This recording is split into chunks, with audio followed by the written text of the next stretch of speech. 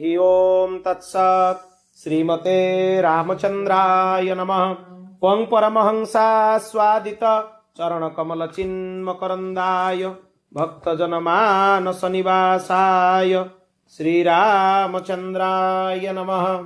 उम्बागीसा यस्य वदने लक्ष्मीर्यस्य च वक्षसि यस्यास्ति हृदये संवित् तं नृसिंहमहं भजे। विश्वसर्ग विसर्गादि नवलक्षण लक्षितं श्रीकृष्णाख्यं परं धामं जगद्धाम नमामि तत्। प्रह्लाद नारद पराशर पुण्डरीक व्यासाम्बरीश शुक शौनक भीष्मदाल्भ्यं रुक्माङ्गदार्जुन वसिष्ठ विभीषणादीन् पुण्यानि मन् परम भागवतान् नमामि। स्वयंभू नारदः शम्भु कुमारो कपिलो मनु प्रह्लादो जनको भीष्म बलिर्वैयासकिर्वयं द्वादशैते विजानीमो धर्मं भागवतं भट्टा गुह्यं विशुद्धं दुर्बोधं यज्ञात्वामृतमश्नुते। श्री सीतानाथ समारंभं श्रीरामानन्दार्य मध्यमम् अस्मदाचार्य पर्यन्तं वन्दे श्री गुरु परम्पराम्। श्रीरामः शरणं समस्त जगतं रामं विना का गति। रामेण प्रतिहन्यते कलिमलं रामाय कार्यं नमः। रामात्रस्यति काल भीम भुजगो रामस्य सर्वं वशे। रामे भक्तिरखण्डिता भवतु मे श्रीराम त्वमेवाश्रयः। कल्याणानं निधानं कलिमलमथनं पावनं पावनानं पाथेयं यन्मुमुक्षो सपरिपरिपद प्राप्तये प्रस्थितस्य। विश्रामस्थानमेकं कविवरवचसं जीवनं सज्जनानं बीजं धर्मद्रुमस्य प्रभवतु भजतं भूतये राम नाम। श्री सीतारामचंद्र भगवान की। सीताराम हनुमान सीताराम हनुमान सीताराम हनुमान सीताराम हनुमान सीताराम हनुमान सीताराम हनुमान सीताराम हनुमान सीताराम हनुमान सीताराम हनुमान सीताराम हनुमान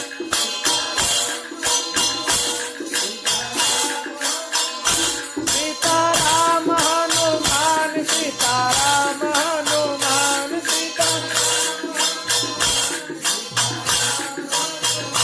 सीताराम हनुमान सीताराम हनुमान सीताराम सीताराम हनुमान सीताराम हनुमान सीताराम हनुमान सीताराम हनुमान सीताराम हनुमान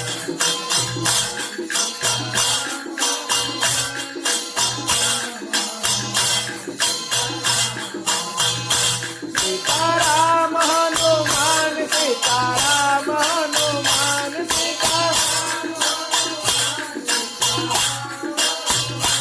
हनुमान सीताराम हनुमान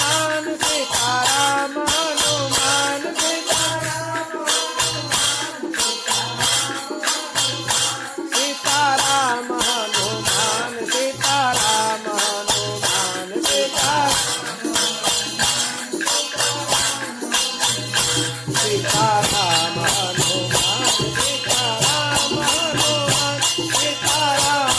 हनुमान सीताराम हनुमान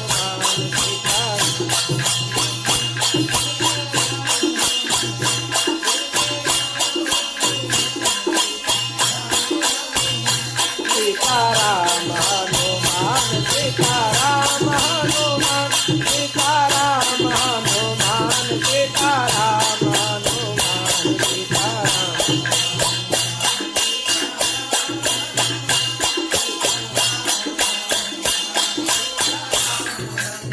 बोल भक्तवत्सल भगवान की। श्री सीतारामचंद्र भगवान की। श्री राधा कृष्ण चंद्र भगवान की। श्री लक्ष्मी नारायण भगवान की। श्री उमा महेश्वर भगवान की। श्री जगत गुरु आद्य रामानंदाचार्य जी महाराज की। श्री जगतगुरु द्वाराचार्य अग्रदेवाचार्य जी महाराज की, श्री जगतगुरु द्वाराचार्य श्री मल्लुक देवदास जी महाराज की, श्री पहाड़ी बाबा जी महाराज की, श्री भक्तमाली जी महाराज की, श्री सद्गुरुदेव भगवान की। जय जय श्री राधे, जय जय श्री सीताराम, हर हर महादेव। भक्तवत्सल भगवानकर महती अनुकंपारे आमर आज पंचम दिवसर कथारे आमे प्रवेश करिबा विशिष्ट अद्वैत सिद्धांतर विवेचन। पंचम दिवसर कथा आउ तृतीय अर्थपंचक भितर तृतीय प्रसंग आमर चलीथिला प्राप्तिर उपाय कौन। पुणी पांचटा प्रश्न को मने पकई दउची। प्रथम थिला प्राप्यंकर स्वरूप माने भगवानकर स्वरूप, द्वितीय रे प्राप्तार स्वरूप माने जीवर स्वरूप, तृतीय रे प्राप्तिर उपाय, चतुर्थ रे प्राप्तिर विरोधी प्राप्तिर फल, पंचम रे हैला प्राप्तिर विरोधी। एही पांचटी जिनिस को नेकी अर्थपंचकर आलोचना चलथिला। हनुमान जी महाराज गत थर कहिले भगवान को प्राप्तिर उपाय कौन, किछि उपाय से वर्णना करिसंत। आमे संक्षिप्त रे सुनिथिलु, तार विस्तार सहकारे तार आलोचना बाकी थिला। समस्त प्राणी मान प्रति दया करिबा, प्रत्येक परिस्थिति रे दया करिबा, समस्त ठारे समदर्शन करिबा। समदर्शन माने मो भितरे जो भगवान अछंती सेही भगवान समस्त भितरे अछंती। तेले समता आसी जीवो, व्यवहार रे विषमता रहिबनी, काहारी निंदा न करिबा, निज इष्टंक ठारे अधिक स्नेह करिबा, निज मन को निजे शासन करिया पई पड़िबो। आमे जदियो जानिचु जे एटा भूल, एटा हमर करिबा उचित नुहे, तथापि आमर जन्म जन्मांतर जो प्रवृत्ति से जबरदस्ती आम देकी भूल करई दिए। कहीं ना पूर्व जन्म मानकर पाप करिवार गोटे लंबा अभ्यास आमर चली आछि। तेणु ये एते जन्मर अभ्यास किछि दिन भितर बा किछि घंटा भितर परिवर्तन बा हठात संभव नुहे। तेणु पाप प्रवृत्ति मन भितर रहउछि। तेणु मनरू आसीबो बाणी को, बाणी रु आसीबो क्रिया को। तेणु जेतेबेले निजे जानि पारुछे आमे एटा भूल बोली निज मन को भी शासन करिबा उचित, ताकू भी भल भाबरे गाली दबा उचित। मन को मारिबा केतेबेले आरंभ होई जानिछ, मन भी मरिबा आरंभ हुए, ताकू दंड मिलिबा आरंभ हुए। प्रबल भगवान नाम जप करके भगवान जदि उपासना करेंगे मन छटपट हो जाए। से जानला जे मोर मरिबा आरंभ हो गला, से जानिक आपन को अधिक विचलित करेबो। सबुठ आश्चर्यर कथा है जो मैंने भगवान को डाकुन देखिए मन अधिक विचलित हेनी। ठीक भगवान नाम आप जप आरंभ करूँ कि भगवान नाम उपासना आरंभ करूँ, मन भयंकर विचलित हम। भयंकर माने एठी थिबो कोठी जाके पहुंचबो आपण तार किछि पाइबेनी। जज्जाग्रत जद दूरैव इति तदु सुप्तस्य तथैव इति दूरंगमं ज्योतिषं ज्योतिरेकं तन्मे मनः शिव संकल्पमस्तु। ए मनटा एते भयंकर, ज्योतिषं ज्योतिरेकं को नक्षत्र अंतरिक्ष रे जाके पहुंची जीवो, तार किछि हिसाब नाही। तेणु जितेबाला भगवान भजन करेंगे देखिए मन अधिक चंचल हम आ जानवे यहाँ हूँ शुभ लक्षण, अशुभ लक्षण नुहे, एटा भल लक्षण। कहीं ना मन मरिबा आरंभ है, ता उपरे शासन आरंभ है। जितेबाला जनक उपरे शासन आरंभ हुए से छटपट हवा आरंभ हुए। हमर पानी रे फिटकिरी पकेले लदन हो जाउची सेतरो तो ये होची जणा होची एमे ना पीठाई होची सेही भली कथा ठीक उदाहरण टिए देले। तेणु जितेबाला मन उपरे सेमती चाप पड़िबा आरंभ हबो, मन उपरे जेतले सेही भलिया ता उपरे अत्याचार आरंभ हबो, सी सेही भलिया विचलित हवा, सी विचलित हवा आरंभ कर दबो। सेही परिस्थिति रे विचलित हवा आरंभ कर दबो। तेणु ता सहित इष्टों को अधिक स्नेह करिबा, गुरुं को पाखरे ईश्वर बुद्धि रखिबा, भगवत बुद्धि रखिबा, तांको आज्ञार संपूर्ण पालन करिबा, निज आराध्य तथा भक्त मानकर कपट बिना सेवा करिबा, कपट न करिकी सेवा करिबा, तांकर प्रभुं को कृपार आश्रय नबा, ता सहित भगवत समर्पित पदार्थ ही सेवन करिबा। जेतेबेले अन्न थाल निज सामना को आसी जाउची, से थाली को देखिकी आपण भगवान को स्मरण करंतु, काना कलौ अन्नगत प्राणा, कली जुगरे प्राण अन्न रे ही अछि।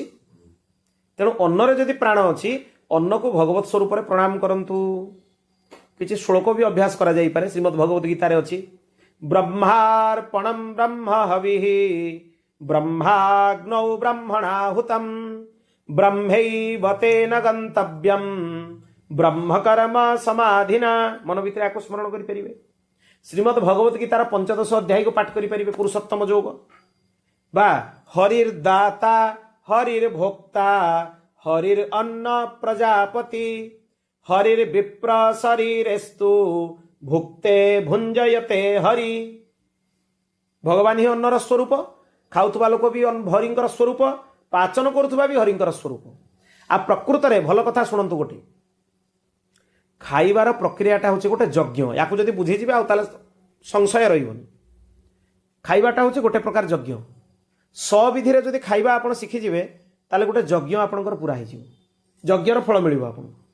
खाइबार हाँ खाइबा ना सी तो अच्छी विधि। खाइबार प्रकृत विधि कौन, प्रकृत केमतिका खाइबे। प्रथम खाइबा थाली जिते सामना को आसीगला हाथ में टे जल नहीं आगे आचमन करेंगे। ये विज्ञान सम्मत मध्य। दा द्वारा ये जो खाद्य नली ये परिष्कार हम, खाद्य आ गलार लगे। जिते आचमन करेंगे अमृत पस्तरणमसी स्वाहा, माने अमृतर पात्र को मुझे खोलीदेली सेटा कहे। आचमन सरीगला ताको अन्न को प्रणाम करेंगे, नमस्कार करिकी भगवान को अर्पण करिकी खाइबा आरंभ करेंगे। आ खाइबार सबुठ उत्तम पक्ष है मौन होइकी खाइबा, कथा नहबा आ मौन होइकी खाइबा। आ हाँ सेटा तो कराई पारिबो जदि ताकू जे जो मानकर चलु विधि थिबो। यजुर्वेद अनुसार ऋग्वेद अनुसार भिन्न भिन्न, जेमि यजुर्वेदर चलु देवता हेले जमराज आ धर्मराज जमराज आ चित्रगुप्त। यजुर्वेदीय ब्राह्मण माने जेतले खांती से माने दी जण को पई दियंती, जमराज को चित्रगुप्त को। सेमती प्रत्येक वेदर चलु देवता अलग अलग अछंती, ताकर विधि अछि। सी न होई पारले भी साधारण भाव में आचमन हैला, प्रणाम हैला, खिया सरीला, खाई सारला पर पुनश्च आचमन हो, ता द्वारा ये भी सफा हो गला। एवं ता सहित से कौन कह अमृत पिधानमसी स्वाहा, माने अमृतर पात्र भितर जो खाइबा मु खाइली ताकू अमृतर ढांकुणी रे मु ढांकी दउची। हाँ अमृत पिधानमसी स्वाहा, ताले से खाइबा आ आपन शरीर क्षति करिवनी। अमृतमय पात्र रे अमृतमय ढांकुणी भितर खाद्य को संपुटित करके खिया गला। से खाद्यटा अन्नटा शरीर को जाइकी महौषधि भलिया काम करियो, प्रथम कथा। द्वितीय कथा, आहुति कोठी दिया जाए, अग्नि रे दिया जाए। आम शरीर भितर भी अग्नि अछि, से पाचन अग्निटार ना हैला जठराग्नि। ए जठराग्नि रे आमे जो खाद्य कणिका दउचे, ए खाद्य कणिका गुडा को हम आहुति रूप में प्रदान करूचे, सेठी आहुति पड़ुचे जाइकी। तेणु खाद्य एठू ही भाबी नियंतु जे आहुति दबा योग्य वस्तु को ही यज्ञ कुंड रे पका जाए। जोटा आहुति दबा योग्य नुहे ताकू यज्ञ कुंड रे आहुति रे दिया जाई परिबो नाही, नले यज्ञ अशुद्ध होई जिवो आ शरीर श्मशान होई जिवो। मृत मृत ना मृत शरीर मानकू कोउटी संस्कार करा जाए, मृत शरीर मानकू संस्कार कोउटी करा जाए, श्मशान ने। तेणु एठी भी अग्नि जळुची। एठी जदि मृत शरीर मानकू आनिकी संस्कार करबा आरंभ करिवे ताले सेटा कोन हिजिवो पेटटा। श्मशान रे जो अग्नि जळे से अग्निर ना होउची क्रव्य नामक अग्नि। ए कथा जानि रखंतु बोल कि सबु काम रे अग्निकर ना अछि। श्मशान अग्निकर ना हला क्रव्य अग्नि। जेतला श्मशान ने शरीर दाह करा जाए सेठी क्रव्य नामक अग्नि को आवाहन करा जाए, देकी सेथिरे से मनुष्यर शरीर बा जो प्राणीर शरीर ताको सेठी आहुति रूप रे मंत्र अछि। प्रत्येक शरीर अंग प्रत्यंग गुड़ा को आहुति भाव में अग्नि को दे दिया जाए। ब्राह्मण को डाका जाए, क्रिया हुए से क्रिया करिकी माने मंत्र पूर्वक से देहटा को क्रव्य अग्नि रे आहुति दिया जाए। सेही अग्निर जो सर्वभक्ष्य दोषटा अछि से सर्वभक्ष्य दोषटा को दूर करबा पई गोटे दुबटीए बा कुशटीए बा काठर अंशटीए टिके जळैकी बाहर को पकई दिया जाए। ता द्वारा अग्निर जो सर्वभक्ष्य दोष अछि से दोषटा कटि जिवो। अग्नि को गोटे अभिशाप मिलिथिला, भृगु देइथिले अभिशाप। महाभारत कथा भितरे आमे सुनिथिलु से कथा। जेहेतु तांकर पत्नी पुलमांकर रहस्य गुडाक से सब अग्नि कहि देले से राक्षस को, सेइति पई से अग्नि को अभिशाप देले तुमे सर्वभक्ष्य होई जाओ, जहाले सब जळै देबो तुमे। सेही दोषटा को काटिबा पई आमे अग्नि रे टिके जो आहुति देला बेलको ताको संस्कार करिया पई क्रव्य अग्निटा अलगा कर दुचे। शरीर रे जदि अन्य कोनोसी प्राणींकर जीवाश्मा हम शरीर भितर को गला ताहले से जठराग्निटा क्रव्याग्नि रे परिणत हो जाए। ए कथा जानि रखंतु। आ क्रव्याग्नि जळिबार स्थान होला श्मशान, ताले शरीर श्मशान तुल्य हो जाए, संपूर्ण अपवित्र हो जाए। तेणु शरीर को देव मंदिर करंतु। ये शरीर होची देवतांकर मंदिर। ये शरीर केवे भी श्मशान नुहे बा श्मशान भूमिर अग्नि या भितर प्रज्वलित हो पारिबनी। या भितर केवल जठराग्नि ही रही पारिबो। आ जठराग्नि रे आम शरीर रूपक यंत्र को परिचालना करिबा पई आमे अन्न रूपक बा खाद्य रूपक आहुति को सेथिरे प्रदान करिबा सब विधि रे। ये होची विधि। बहुत लोग प्रश्न करती भगवान कौन भगवत गीतार कहते निश्चय कहते भगवान भगवत गीतार 17 अध्याय रे 3टे जाक खाद्यर वर्णना करछंती भगवत गीता ग्रंथ अछि एटी गीता जयंती पहुंची गलाई ना गीता जयंती एई त्रयोदशी रे पड़ी त्रयोदशी में एकादशी जो दिन एकादशी से दिन हम हाँ मुझे आपण मान भी जन दूसरी जे जो एकादशी पड़ो ए एकादशी दिन प्रवचन हो पारनि से दिन हूँ संपूर्ण गीता आम पाठ करू मिसिकी सब संपूर्ण श्रीमद भगवत गीता 18टा जाक अध्याय 2 घंटा भितर आम समस्त बसिक पाठ करू पूरा अध्याय 1 रु अध्याय 18 पर्यंत सामूहिक पाठ हम से दिन प्रवचन हेनी तेणु आपण मैंने से अनुसार प्रस्तुत होकर आसवे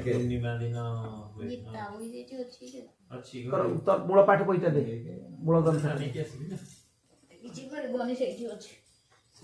तोर मूल ग्रंथटा दे 17 अध्याय रे भगवान 3 प्रकार खाद्यर वर्णना करिसेंती खाद्यर माने प्रकार होची 3 प्रकार सेठु आमे जानिबा दरकार जे को खाद्य को कौन कहिबा आ को खाद्यर कौन संज्ञा भल की ध्यान दियंतु भक्त वत्सल भगवान की कहि दउची श्लोक संख्या सब कहि दउची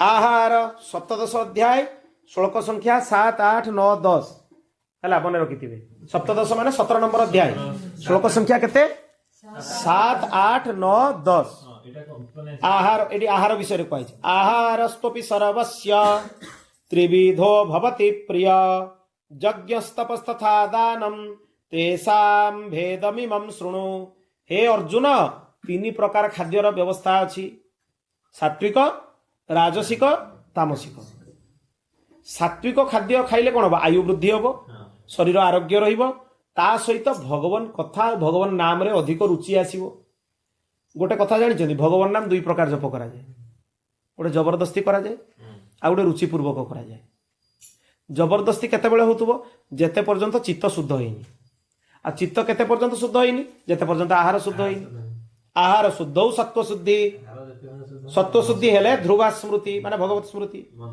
तेणु सेठु आपण जानी नेबे जे मोर जदि भगवान नाम रे रुचि न आसुची ताले मोर क्रिया बा खाद्य कोनोसी ना कोनोसी जगह रे टिके अशुद्धि रहूची सात्विक निज भितर सात्विक गुण आसिला माने निद्रा कमी जीवो खाद्य शुद्ध होई जीवो निद्राटा होची तम गुण निद्रार परिमाण कमी जीवो अल्प समय रे अधिक माने शरीर थका पड़ेबो अधिक समय दरकार पड़िबोनी ताले प्रथम आसिला सात्विक खाद्य कौन आयु सत्व बल आरोग्य सुख प्रीति विवर्धना रस्या स्निग्धा स्थिरा हृदया आहार सात्विक प्रिया एटा प्रथम प्रकार खाद्य अर्थात जो खाद्य आयु वृद्धि करे सत्व गुण को वृद्धि करे ता सहित कौन रोग को नष्ट करे आरोग्य प्रदान करे बल प्रदान करे ता सहित सुख आ प्रीति वर्धन करे रसयुक्त होता है रसमुक्त नुहे रसयुक्त ता सहित स्निग्ध हो सुंदर चिकण हो सबू खाद्य गुड़ाक आम सात्विक श्रेणी रे गणुचु सीधा सड़क ताने या भितर कौन जी शस्य पनीपरिया फलमूल जातीय आदि जी जिनस वृक्ष उत्पन्न मनुष्यर आहार योग्य शास्त्रीय पद्धति से गुड़ा भितर जी कट्वम्ल लवण तुष्ण तीक्ष्ण रुक्ष विदाहीन आहार राजस्येष्टा दुख शोकमय प्रदा राजस खाद्य क्या कह जाए जो थे बहुत कटु अधिक तीक्ष्ण हो अधिक लुणिया हो अधिक राग हो अधिक खटा हो पार्टी को जो गुड़ाक आम सब बेसी रुचक प्रकार खाद्य खोजी खाऊे से गुड़ाक राजस श्रेणी रे जीवे आउ यार फल कौन ये दुख आ शोक प्रदान करेंगे कहीं रोग बढ़ ये सब खाद्य गुड़ाक रोग श्रेणी रे जाती रागटा जाए राजसिक श्रेणी रे सात्विक जीवन सी राग खाइला माने सी जीव से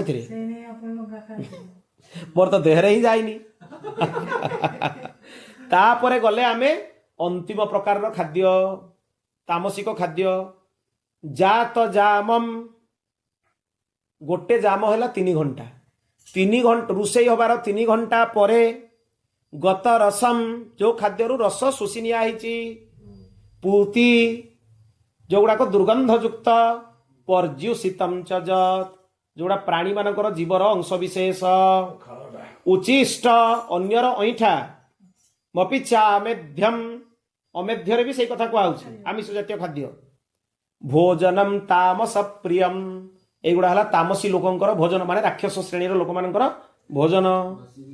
ବାସି ରୁଟିଟା तेना सीए डाक्तर कौन देह पाई भल कहिबार किसी मतलब नहीं, सीए तामसिक, सीए शरीर को गला माने आध्यात्मिक क्षति करिवो। गोटे बड़ कथा जानिचंती, कोटिए टंकार क्षति पछे सही जांतु, आध्यात्मिक क्षति 1% भी केबे सुहंतु।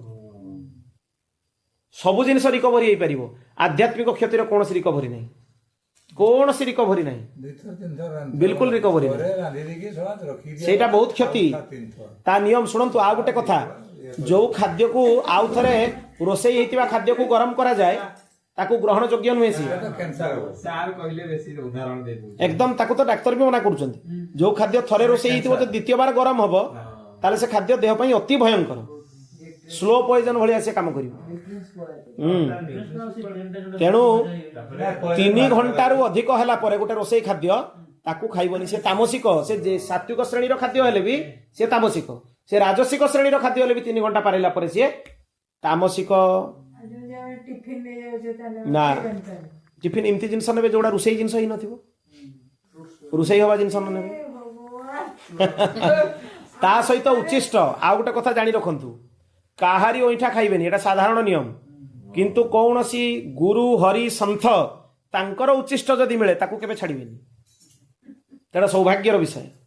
ସେମାନେ ଦବା ପାଇଁ ବି ଚାହାନ୍ତିନି, ନା ନା ନା ଅନେକ ସମୟରେ ସେମାନେ ଦବା ପାଇଁ ଚାହାନ୍ତିନି, କିନ୍ତୁ ଯଦି ଗୋଟେ କଣିକା ବି କେତେବେଳେ ତାଙ୍କ ସୌଭାଗ୍ୟବଶତଃ ମିଳିଯାଏ ସେଟା ଅପାର ଭାଗ୍ୟ ହୁଏ।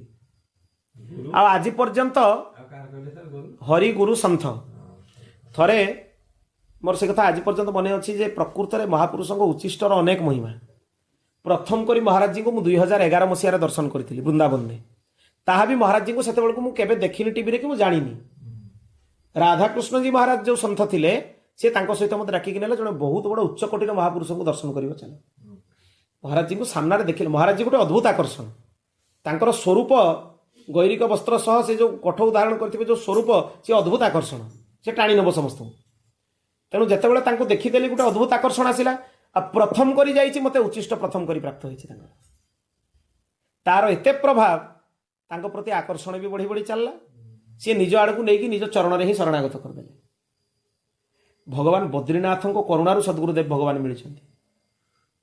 ବଦ୍ରିନାଥଙ୍କ ଦର୍ଶନ କରିକି ଶ୍ରୀମଦ୍ ଭାଗବତ କଥା ସପ୍ତାହ ତାଙ୍କ ସମ୍ମୁଖରେ ଶୁଣିକି ଆସିବା ପରେ 8 ଦିନର ରହଣି ପରେ ତାଙ୍କୁ ଅତି ବିକଳ ହେଇକି ପ୍ରାର୍ଥନା କଲା ପରେ ସଦ୍ଗୁରୁଦେବ ଭଗବାନ ମିଳିଛନ୍ତି।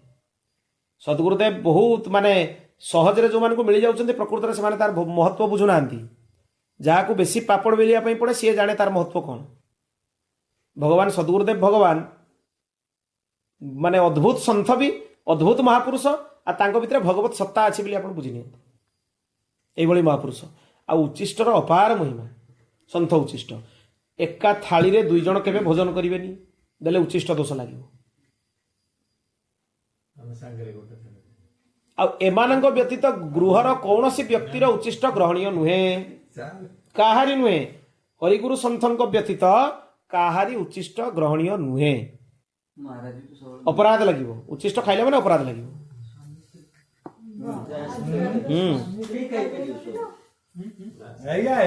ନା ସିଏ କେତେବେଳେ ଖାଇପାରିବ?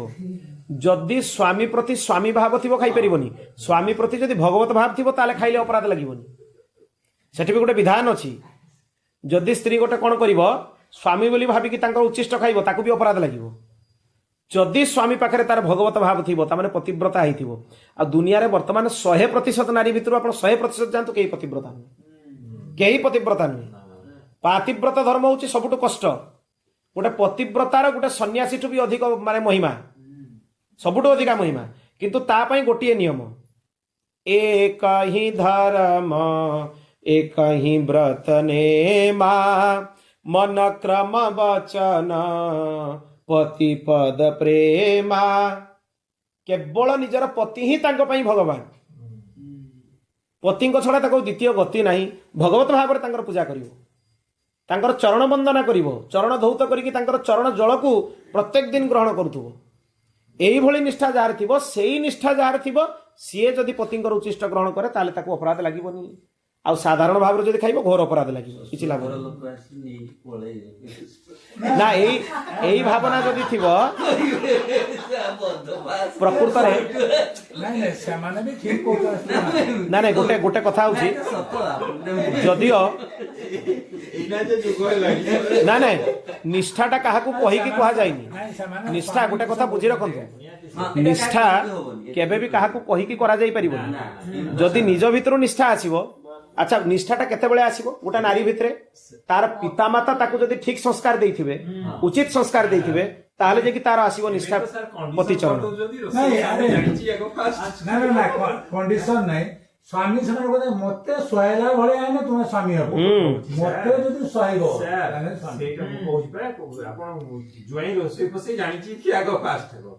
ସେଇ ପରିସ୍ଥିତିରେ ବର୍ତ୍ତମାନ ଗୋଟେ କଥା ଜାଣି ରଖନ୍ତୁ, ବିବାହ ହିଁ ଅଶାସ୍ତ୍ରୀୟ।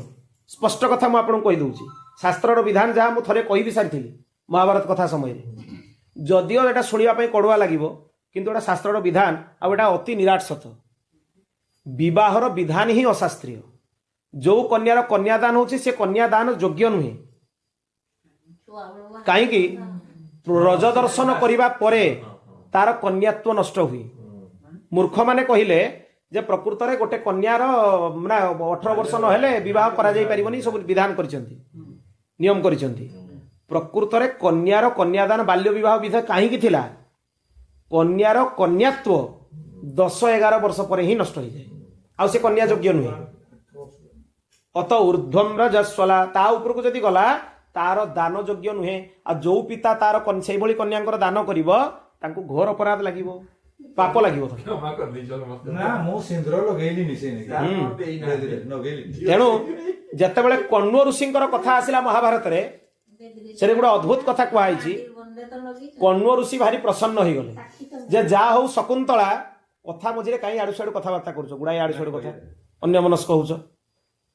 କଣ୍ବ ଋଷି ତାଙ୍କର କନ୍ୟା ଶକୁନ୍ତଳା, ପାଳିତା କନ୍ୟା ଶକୁନ୍ତଳା ଯେତେବେଳେ ଦୁଷ୍ୟନ୍ତ ରାଜାଙ୍କୁ ନିଜ ମନ ଭିତରେ ବରଣ କଲେ, କଣ୍ବ ଋଷି ଭାରି ଖୁସି ହେଇଗଲେ।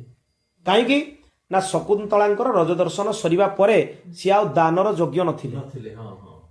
ଯଦି ତାଙ୍କୁ ଦାନ କରାଯିବ ତାହେଲେ ଧର୍ମର ହାନି ହବ।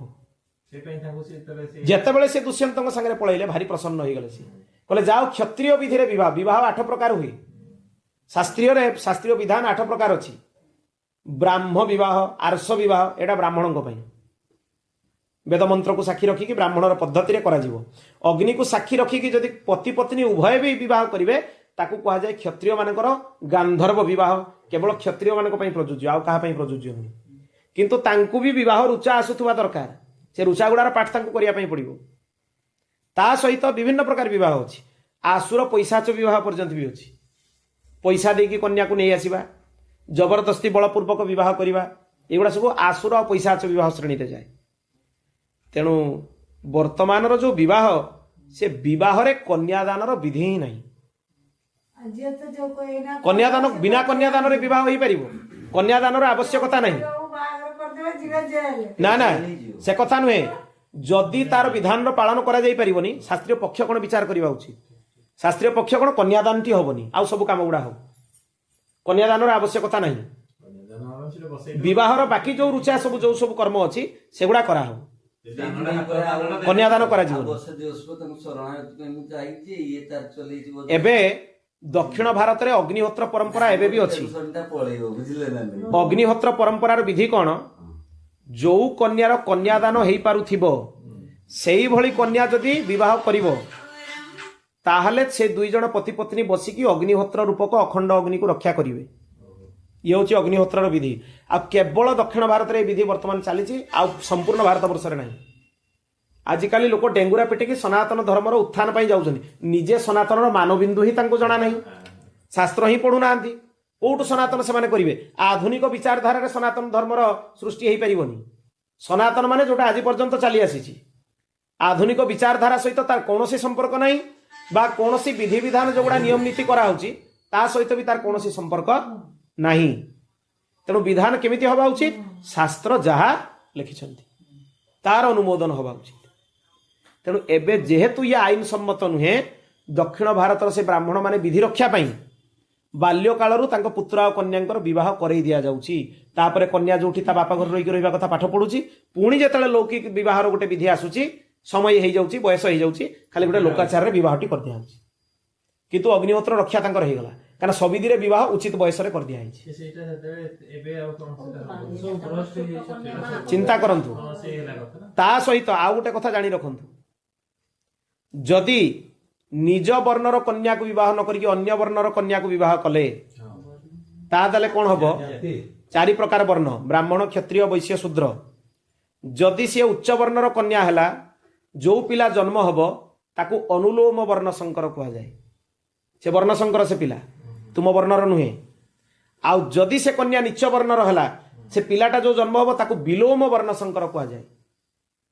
आउ उभय पिंडदान और देवपूजा विवर्जित माने पूर्वपुरुष माने ए पिला मान हाथ पिंड ग्रहण करेंगे निराश होगी घूरी जी आउ अभिशाप देवे जे तुम कुलवंश निपात हो जाओ पितृपुरुष निराश होगी घूरी जी ता सहित देवता माने निराश होगी घूरी जी से पिला मान हाथ निज पितामाता भी जल प्राप्ति हेबेनि ସେଇଗୁଡା କିଏ ମାନୁଛି ଏ ଯାଏଁ କଣ? भयंकर परिस्थिति ना न मानले से अवस्था हो प्रेत जोनि रे जाइकी पड़िबे पितामातांकर आउ कोन गति हो घोर प्रेत जोनि रे पड़िबे ଘରେ ଯୋଉ କୁକୁର ପାଳା ହଉଛି हाँ सी तो मुझे सारी आलोचना पूर्वर कर सारी तेणु ये हूँ विवाहर विधि।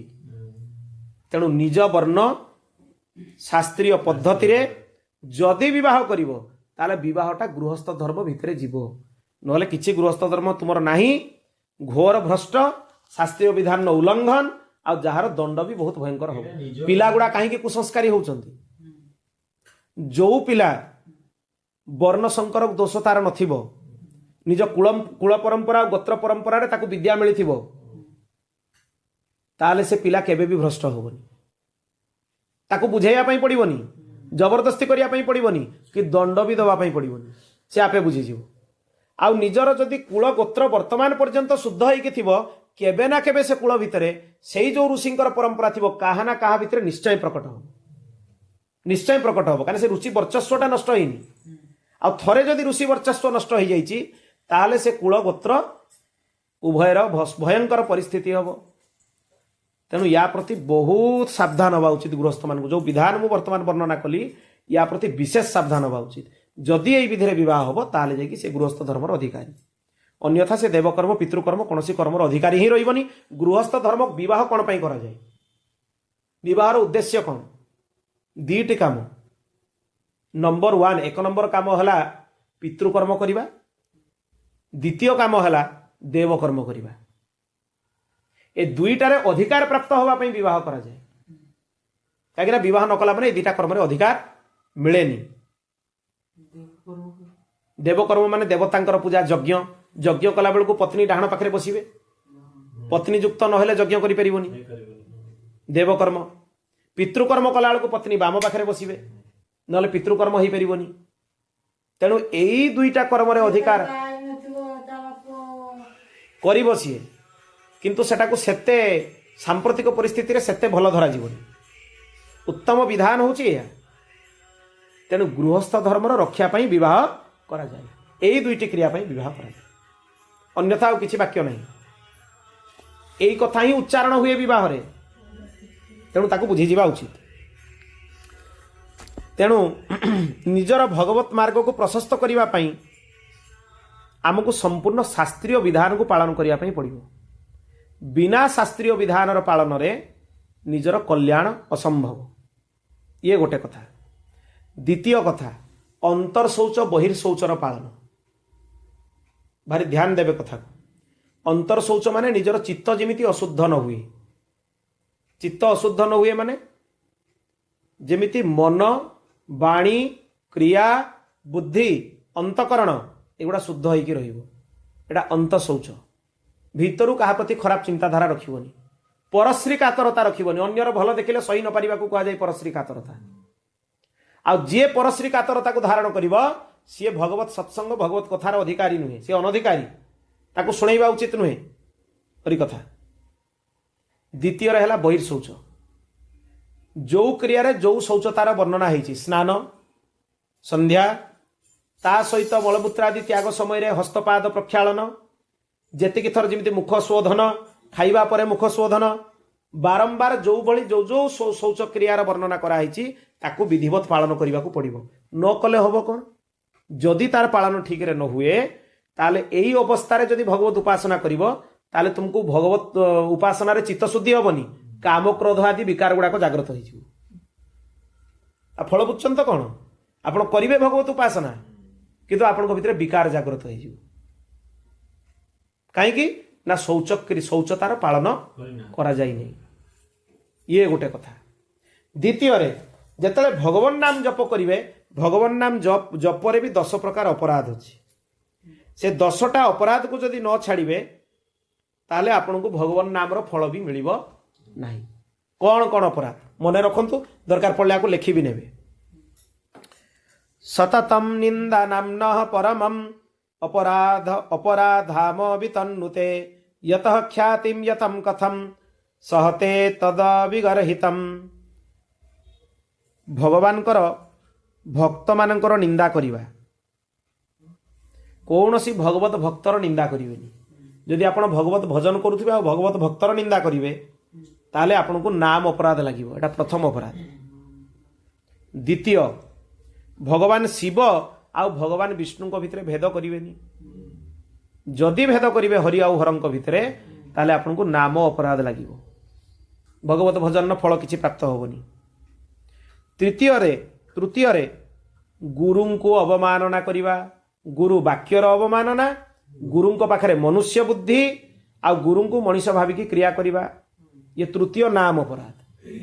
ଯଦି ଗୁରୁଙ୍କ ପାଖରେ ମନୁଷ୍ୟ ବୁଦ୍ଧି ଥିବ ଯେ ଗୁରୁଦେବ କହିଦେଲେ ଆମର ମାନିବାର କ'ଣ ଅଛି ନ ମାନିବାର କ'ଣ ଅଛି, ତାହେଲେ ତୁମ ଦେଇକି ନାମ ଅପରାଧ ହେଉଛି। ତୁମେ ନାମ ଜପ କରୁଛ କିନ୍ତୁ ସେ ନାମ ଦ୍ୱାରା କ'ଣ ହବ?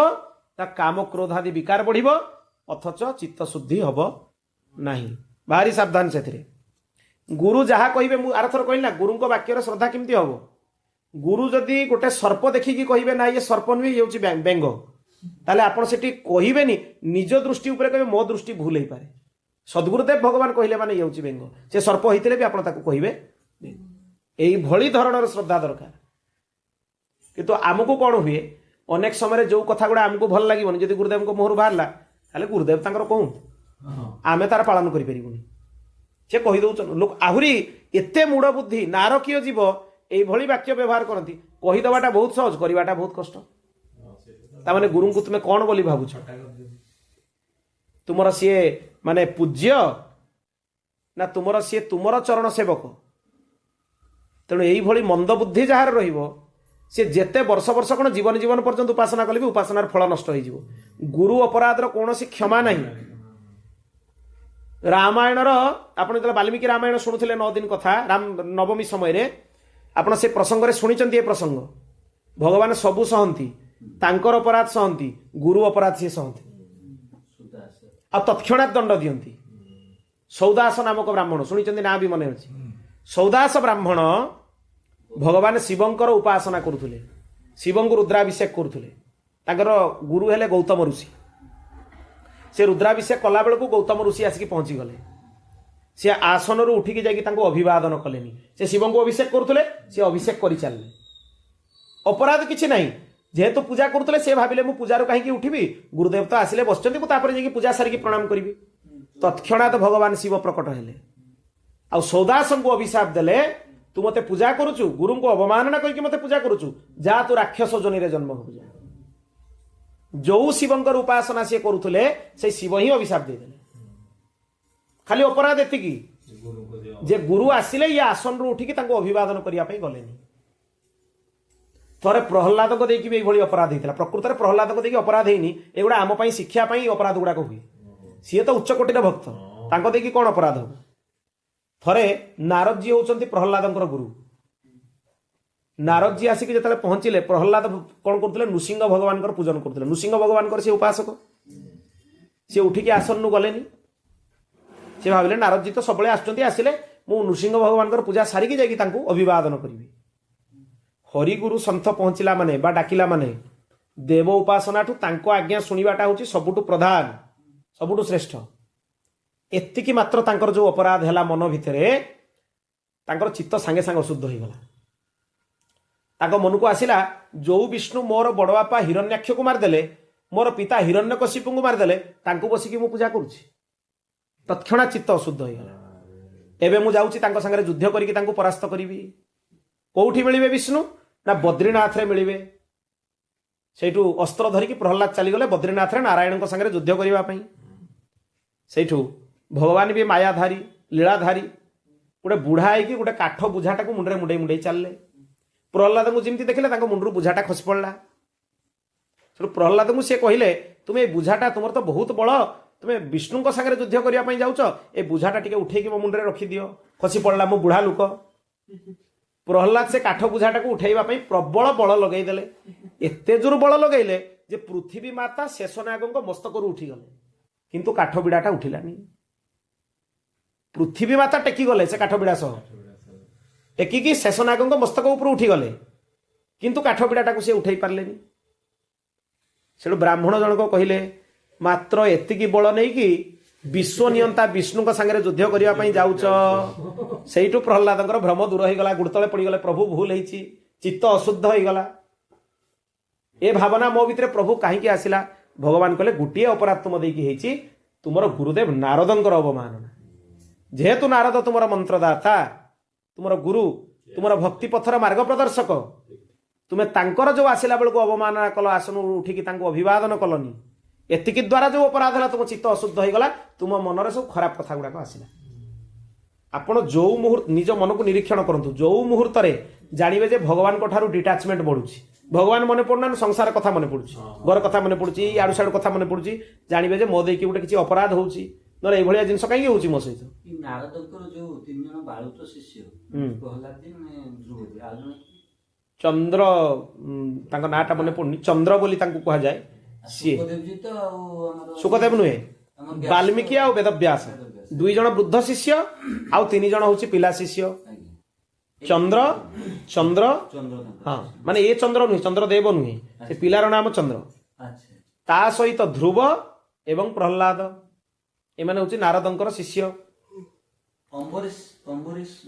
ହଁ, ଅମ୍ବରୀଶ ବି ଶିଷ୍ୟ, ତାଙ୍କୁ ବି ସେ ମାର୍ଗଦର୍ଶନ କରିଥିଲେ। କିନ୍ତୁ ଅମ୍ବରୀଶଙ୍କର ଗୁରୁ ପ୍ରଣାଳୀରେ ପ୍ରଥମ ବଶିଷ୍ଠ ଋଷି ଯିବେ, କାହିଁକି ନା ସୂର୍ଯ୍ୟବଂଶର ରାଜା ମାନଙ୍କର ଗୁରୁ ହେଲେ ବଶିଷ୍ଠ, ସିଏ ହେଉଛନ୍ତି ମୂଳ। ତେଣୁ ଇଏ ତୃତୀୟ ଅପରାଧ। ଚତୁର୍ଥ ଅପରାଧ ହେଲା ଯିଏ ନାମରେ ଜାଣିନେଲା ଯେ ନାମ ତ ପାପକୁ ନଷ୍ଟ କରୁଛି, ତାହେଲେ ମୁଁ ପାପ ବି କରି ଚାଲିବି, ନାମ ଜପ ବି କରି ଚାଲିବି, ସେ ବ୍ୟକ୍ତିକୁ ନର୍କ ହିଁ ମିଳେ। କାହିଁକି ନା ନାମ ଜପ କରତେ କରତେ ସେ ପାପ ଗୁଡାକ ନ ଛାଡିକି ନାମ ଜପ ଦ୍ୱାରା ପାପ ବି କରି ଚାଲିଛି, ଆଉ ଭାବୁଛି ଏଇ ନାମ ଦ୍ୱାରା ମୁଁ ପାପ ଗୁଡାକୁ କାଟିବି। ଯୋଉ ଦିନ ଜାଣିଲ ଯେ ମୋ ଦେଇକି ପାପ ହଉଛି, ସେଇଦିନ ସଂକଳ୍ପ କର ଆଜି ପାଖରୁ ଏ ଭୁଲ ଯେମିତି ମୋ ଦେଇକି ହବନି, ଜୀବନ ସାରା, ଆଜୀବନ ପର୍ଯ୍ୟନ୍ତ। ଆଉ ଯଦି ଏପଟେ ପାପ ବି କରି ଚାଲିଥିବ, ସେପଟେ ନାମ ଜପ ବି କରି ଚାଲିଥିବ, ତାକୁ ଭ୍ରଷ୍ଟାଚାର ବୋଲି କୁହାଯାଏ। ସିଏ ନାମ ଅପରାଧରେ ଯିବ। କାହିଁକିନା ନାମର ଆଶ୍ରୟ ନେଇକି ତୁମେ ପାପ କରୁଛ। ସାଧାରଣ ପାପୀ ମାନେ ଖାଲି ପାପ କରୁଛନ୍ତି, ତୁମେ ନାମର ଆଶ୍ରୟ ନେଇକି ପାପ କରୁଛ। ଆଉ ଏଇଭଳି ଲୋକଙ୍କର ସଂଖ୍ୟା ବର୍ତ୍ତମାନ ସମାଜରେ 95%, ଯେଉଁମାନେ ନାମର ଆଶ୍ରୟ ନେଇକି ପାପ କରୁଛନ୍ତି, ଯାହାର କ୍ଷମା ନାହିଁ, ଅକ୍ଷମ୍ୟ ଅପରାଧ। ଦୁନିଆର କୌଣସି ପବିତ୍ର କର୍ମକୁ ହରିନାମ ସାଙ୍ଗରେ ତୁଳନା କରିବା, ଇଏ ବି ନାମ ଅପରାଧ। ଯଜ୍ଞ, ତପ, ଦାନ, ବେଦପାଠ, କୌଣସି ପୁଣ୍ୟ କର୍ମକୁ ଯଦି ହରିନାମ ସାଙ୍ଗରେ ଆପଣ ତୁଳନା କଲେ ଯେ ମୁଁ ତ ଏତେ ବଡ଼ କାମ କରୁଛି, ହରିନାମ ତା ସାଙ୍ଗରେ କ'ଣ ସମାନ, ତାହେଲେ ନାମ ଅପରାଧ ହେଲା, ଘୋର ଅପରାଧ ହେଲା। ହରିନାମର ସାଙ୍ଗରେ ତୁଳନା କରିବା ଯୋଗ୍ୟ ହିଁ କିଛି କର୍ମ ନାହିଁ, କୌଣସି ପୁଣ୍ୟ କର୍ମ ଦୁନିଆରେ ନାହିଁ। ଭଗବାନ ତ ତାଙ୍କର ଯୋଗ୍ୟ ନୁହେଁ, ଆଉ ଅନ୍ୟ ଜିନିଷ କ'ଣ ହବ? ଭଗବାନ ବି ତାଙ୍କ ନାମ ସହିତ ସମାନ ନୁହେଁ, ଭଗବାନଙ୍କଠୁ ତାଙ୍କ ନାମର ମହିମା ଅଧିକ। ରାମତେ ଅଧିକ ରାମ କରି ନାମ, ମାନସରେ ଗୋସ୍ୱାମୀଜୀ ଲେଖିଛନ୍ତି। ତାପରେ କ'ଣ, ଯିଏ ଶ୍ରଦ୍ଧାହୀନ ବ୍ୟକ୍ତି, ତାକୁ ଯଦି ହରିନାମର ଉପଦେଶ କଲ, ତାହେଲେ ବି ତୁମର ନାମ ଅପରାଧ। ଯାହାର ହରିନାମରେ ଶ୍ରଦ୍ଧା ନାହିଁ, ତାକୁ ସିଏ ଯଦି ପଚାରେ, ଇଚ୍ଛୁକ ହେଇକି ବସେ, ତାହେଲେ ଭିନ୍ନ ବିଷୟ। ଜବରଦସ୍ତି କାହାକୁ ଯଦି ହରିନାମର ମହିମାର ଉପଦେଶ କଲ, ତାହେଲେ ତୁମକୁ ନାମ ଅପରାଧ ଲାଗିବ। ସେଥିପାଇଁ କ'ଣ କରିବ, ଗୋଟେ ଯୁକ୍ତିର ବ୍ୟବହାର କରାଯାଏ ଯେ କୌଣସି ବାହାନାରେ ଆକୁ ହରିନାମ କରି ଦିଆ ହଉ। ପୁଅର ନାଁ ଦେଇଦିଅ, ଝିଅର ନାଁ ଦେଇଦିଅ, ଆଉ କିଛି କରିଦିଅ, ବାହାନାରେ ଯୁକ୍ତି ରେ ହରିନାମ କରା ଯାଇ ପାରେ କିନ୍ତୁ ଯେ ଅଶ୍ରଦ୍ଧାବାନ ବ୍ୟକ୍ତି ତାକୁ ହରିନାମର ମହିମା ତା ଆଗରେ କେବେ ବି ଗାନ କରିବନି ନହେଲେ ନାମ ଅପରାଧ ହେବ। ତା ସହିତ ନାମର ମହିମା ଶୁଣି ସାରିଲା ପରେ ବି ଯୋଉ ବ୍ୟକ୍ତିର ନାମ ପ୍ରତି ଅନୁରାଗ ଜାଗ୍ରତ ନ ହୁଏ ଯେ ନାମର ଏତେ ମହିମା ତଥାପି ଶୁଣି ସାରିଲା ପରେ ସେ ନାମ ଜପ କରୁନାହିଁ ସିଏ ବି ନାମ ଅପରାଧ। এই ନାମ ଅପରାଧ ଯଦି ଆମ ଦେଇକି ହଉଥିବ ତାହେଲେ ଆମର କ୍ରିୟା ଗୁଡାକ ନଷ୍ଟ ହେଇଯିବ। ନାମକୁ ଅର୍ଥବାଦ ବୋଲି ଭାବିବା ବି ଅପରାଧ। ଯେ ନାମ ବିଷୟରେ ଯେତେ କଥା କୁହାଯାଇଛି ନାମର କ'ଣ ଏତେ ମହିମା ଅଛି ଏ କଥା ଭାବିବା ବି ଅପରାଧ। ଇଏ ଭାବିଲେ ବି ନାମର ନିନ୍ଦା ହବ। ତା ସହିତ ବୈଦିକ ଶାସ୍ତ୍ରରେ ବର୍ଣ୍ଣିତ ନିୟମକୁ ପାଳନ ନ କରିବା ଇଏ ବି ନାମ ଅପରାଧ। ସରିଗଲା ତ ଆଉ କିଛି କହିବାର ନାହିଁ। एकदम स्पष्ट भाव में लिखि दिगला शास्त्रर विधानर उल्लंघन मध्य नाम अपराध। शास्त्र जो विधान आम कहुई जदि आम पालन न करवा आ सहित हरिनाम आश्रय नौचे बोली कहवा ताले ये भी नाम अपराध। यही 10 प्रकार अपराध को 10 नाम अपराध बोली कहुए। आउ थे मुझे विस्तार में वर्णना करी सेवार 32 प्रकार अपराध अच्छी भगवान सेवार ताकू आउ थे के समय मिले मुझे आलोचना करदेवी। तेणु यही 10टा अपराध रु बंचिकी जदि भगवान नाम आश्रय ने ताहले जाकि प्रकृत लाभतार आपण मानकु प्राप्त हबो। बिना भक्ति जोगरे किछि संभव नुहे। कर्म जोग ज्ञान जोग करिबा परे भक्ति उत्पन्न हुए।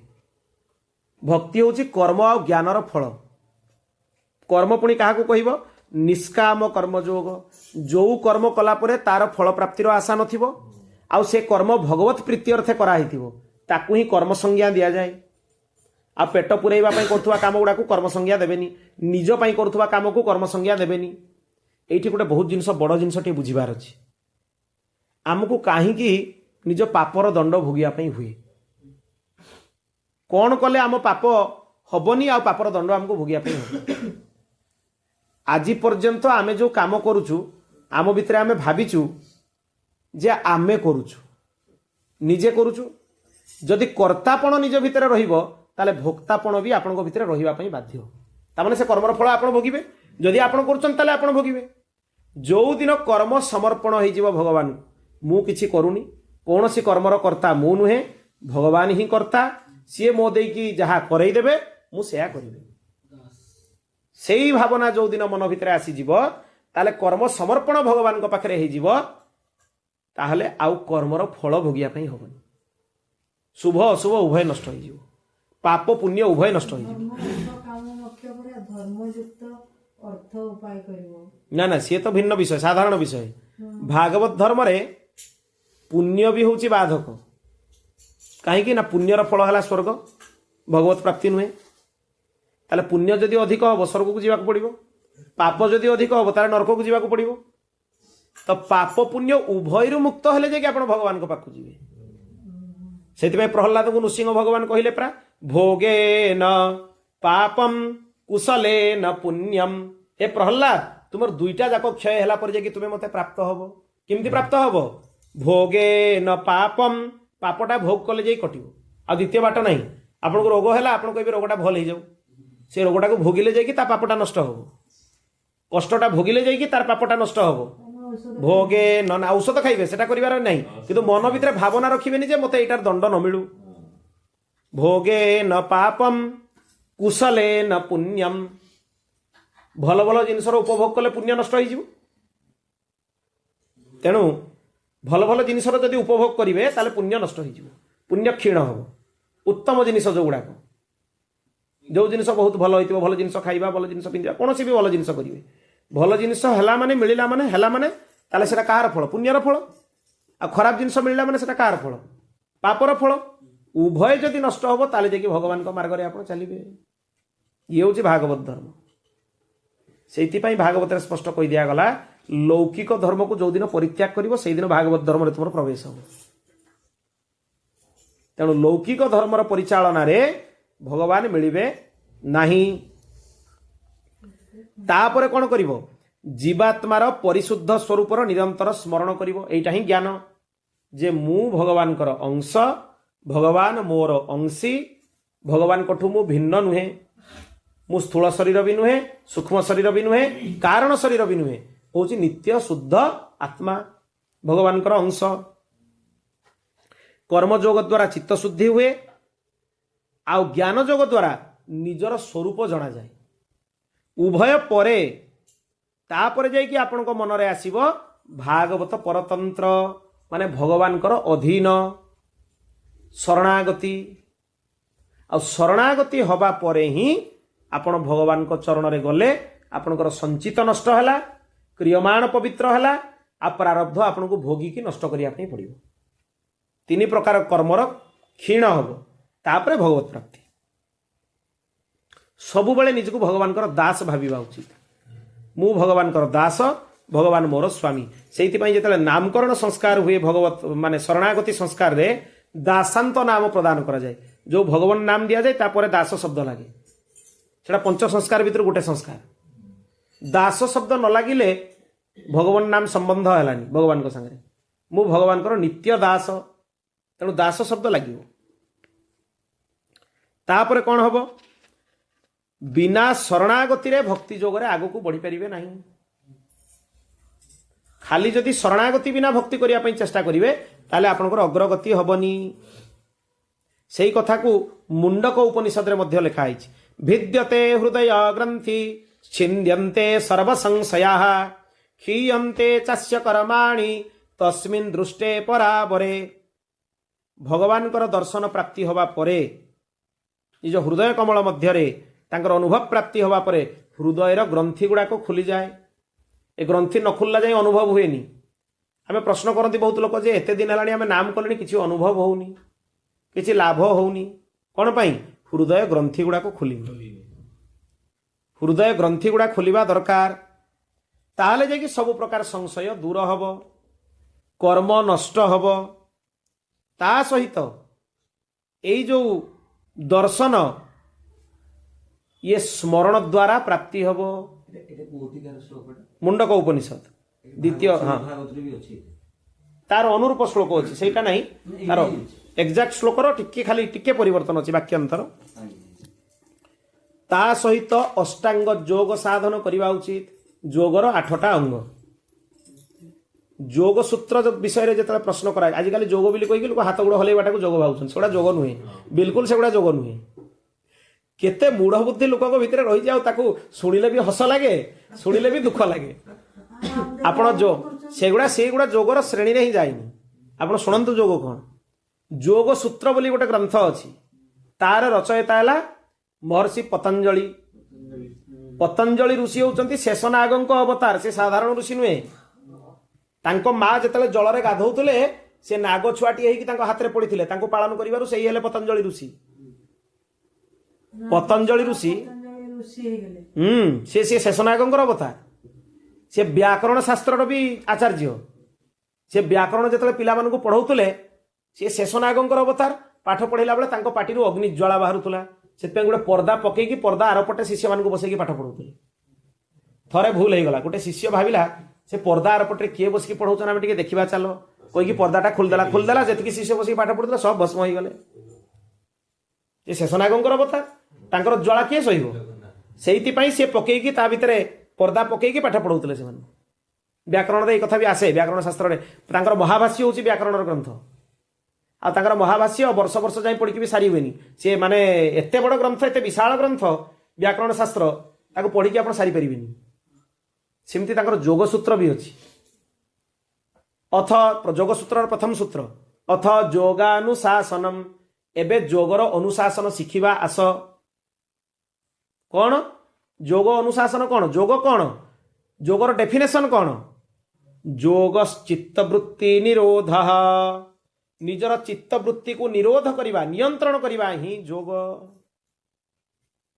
हाथ गुड़ हलैबा तो व्यायाम सेटा योग नुहे योग शब्दर अर्थ जोड़ी हवा का सहित जोड़ी हवा भगवान को संगे जोड़ी हवा तेणु ये योगर 8टा अंग 8 प्रकार योग अच्छी आ एगुड़ा क्रमशः हुए आजिकल लोक कौन कहते मु ध्यान रे बसथिली तुम ध्यान अभ्यास करूल ध्यान रे बसिन कहीं ध्यानटा हूँ 6 नंबर 7 नंबर अंग जाइए आगुरी आहरी 5-6टा अंग अच्छी ताको जदि पालन न कर ध्यान हबार प्रश्न ही नहीं ध्यान हबार प्रश्न ही नहीं तेणु ध्यान केतेबेले हब भल कि ध्यान देकी शुणु जे प्रकृत में जोगर कौन कौन अंग अच्छी जम नियम आसन प्राणायाम प्रत्याहार धारणा ध्यान आउ समाधि ये 8टा हूँ जोगर अंग। प्रथम ता भितर आसब जम। जम भितर 5टा जिनिस जाए सत्य सत्यवाचन करिवो सत कथा कहिवो बिल्कुल क्या बंचाइबा भी मिछ कहबार आवश्यकता नहीं ताठू मौन रहिबा भल मिथ्या कौन पर कह लोक आजिकल कहते जन को बंचाइबा मिछ कहले भल बिल्कुल मिछ कहबार आदेश निर्देश नहीं शास्त्र रे केवल 2टा जगह शास्त्र अनुमोदन कर मिथ्या कहवाई आपने बसिक महाराज जी को मुखर भी शुणिक आस जो सूर्यश्याम गोशाला महाराज जी कथा करते कौन कहले गोटे हूँ गोमाता रक्षा प्राण रक्षा आ गोटे ब्राह्मण सन्थ मान रक्षा आउ तृतीय कौन ग्राउंड ही ना जो आप मिछ कहे जदि कहे अपराध लगे तेणु मिथ्या को सावधान रे गो ब्राह्मण हितार्थाय कहले चलो तापर आसब अहिंसा। अहिंसा केते प्रकार करिवो मनरु अहिंसा क्रियारु अहिंसा चिंतनरु अहिंसा सबु जगार अहिंसा जदि क्रियारे अहिंसा थिबो मनरे अहिंसा नथिबो हिंसा थिबो ताले भी हबनी अहिंसा। अस्तेय अस्तेय अर्थ कौन चोरी न करिबा तापरे आसीबो कोन अपरिग्रह अनावश्यक काम न करिबा ब्रह्मचर्यर पालन करिबा ए 5टा हला जमरे जाए। तापरे आसीबो नियम नियमर भी 5टा अंग। प्रथम आसीबो शौच मुझे आलोचना करुली अंतर शौच बहिर् शौच शौचतार रक्षा। द्वितीय रे संतोष जेतेबेले जहाँ मिलिबो संतुष्ट रहिबो ताहले जाइकी सेटा जानिबो जे जोगी आ जोगी हेकी भोगी बलिया हले असुविधा। वर्तमान अधिकांश जोगींकर अवस्था कौन भोगी सेमती हेले हबनी। तप खटा जहाँ मिलला तप कौन तप बहुत प्रकार अच्छी शरीर तप मानसिक तप बाचिक तप बहुत प्रकार तप अच्छी। श्रीमद भगवत गीता रे भगवान तपस्या विषय कहते आपको कहीदे कौ गुड़ाक तप श्रेणी रे जाए। बोल भक्त वत्सल भगवान की कष्ट हेने भी चिंता कथा नहीं गुड़ा तो कष्ट देखो प्रथम आसीब शरीर तप कौन देव द्विज गुरु प्राज्ञ पूजनम शौचमार्जवम ब्रह्मचर्य अहिंसा च शारीरम तप उच्यते। 17 अध्याय 14 नंबर श्लोक भगवान भगवत गीता रे कहउचंती शरीर तपस्या कौन देवता ब्राह्मण गुरु विद्वान एमानंकर सेवा करिवो शौचतार पालन करिवो ब्रह्मचर्यर पालन करिवो अहिंसार पालन करिवो एगुड़ा ही शरीर तपस्या। आमे जानिनु तपस्या माने भाबी दउछु आखि नाक कान बंद कर देकी बसिबा होची तपस्या बिल्कुल सेगुड़ा तपस्या नुहे। तपस्या होची एगुड़ा भगवान कहउचंती आउ काहारी कथा भी नुहे। द्वितीय रे भगवान कहिले बाणीर तप कौन माने मुखर तप कौन अनुद्वेगकरम वाक्यम सत्यम प्रियहितम च जत् स्वाध्यायाभ्यसनम चैव वाङ्मयम तप उच्यते। काहाकू उद्वेगजनक वाक्य कहब नहीं उद्वेग प्रदान करबनी माने कौन कष्ट प्रदान कला भलिया कहबनी सत्य कहब प्रिय कहब हित वाक्य कहब हित काम करब ता सहित स्वाध्याय आ भगवान नाम अभ्यास करिवो। स्वाध्याय माने ग्रंथ पढ़िवो ता सहित भगवान नाम अभ्यास करिवो ये होची बाणीर तपस्या।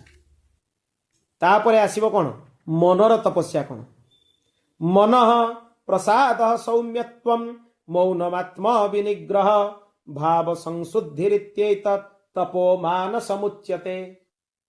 माने कौन मनरे प्रसन्नता रखिबो सबले सौम्यत्व रखिबो सौम्य व्यवहार करिवो समस्त संगे सौम्य आचरण करिवो यथा संभव मौनर पालन करिवो जोटी आवश्यक नहीं अनावश्यक कथा गुड़ाई आड़ु साड़ु कथा कहबनी साधक गुड़ाई आड़ु साड़ु कथार आलोचना करेनी। भगवत उपासक बहुत जगी रखी कथा कहे आत्म विनिग्रह निजको नियंत्रण करके रखिबो भाव शुद्धि हवा दरकार ता सहित कौन एगुड़ा कहूँ सब मानसिक तपरे जाऊँगी मानस तप मुच्यते। तेणु ये तपस्या श्रेणी रे गला। तापर स्वाध्याय स्वाध्याय माने ग्रंथर अध्ययन ईश्वर प्रणिधान भगवान को पाखरे निजको समर्पण करिवे ये जोगर 2टा अंग गला जम आउ नियम। तृतीय अंग है कौन आसन। स्थिरम सुखम आसनम गोटे जगार जमी 3 घंटा बसी पार 4 घंटा बसी पार से हूँ आसनम। जार आसन शुद्ध होनी सी घंटे बसला बेलू गोड़ हाथ बथा कला थे गोड़ डाण गोड़ टेकिला तो थे बाँ गोड़ टेकिला देख मु ध्यान में बसची एटा घोर पाखंड बिल्कुल ध्यान हो ही पारनी। तृतीय तार तृतीय अंग सिद्ध होनी सीधा जाकि 8 नंबर अंग पहुंचो समाधि स्थिति को पहुंचीगला भाया कथा लोक आजिकल करुँचा सब भ्रष्ट वाक्य एगुड़ा किसी हुए एमती हुए क्रिया। ताले आसिला आसन। आसन माने स्थिर सुखम आसनम योग सूत्र लिखाई अधिक समय पर्यंत जो भली भाव में सुख भाव में बसी पार सेटा ही है आसन। जिते अधिका समय से शवासन हो पारे पद्मासन हो पारे भद्रासन हो पारे वज्रासन हो पारे विभिन्न आसन अच्छी। तापर आसिब प्राणायाम। प्राणायाम माने प्राणवायु को नियंत्रण करिबा। जो निश्वास प्रश्वास चली या नियंत्रण करवा ही प्राणायाम। आपको सहज नियंत्रण करा जाई परिबो।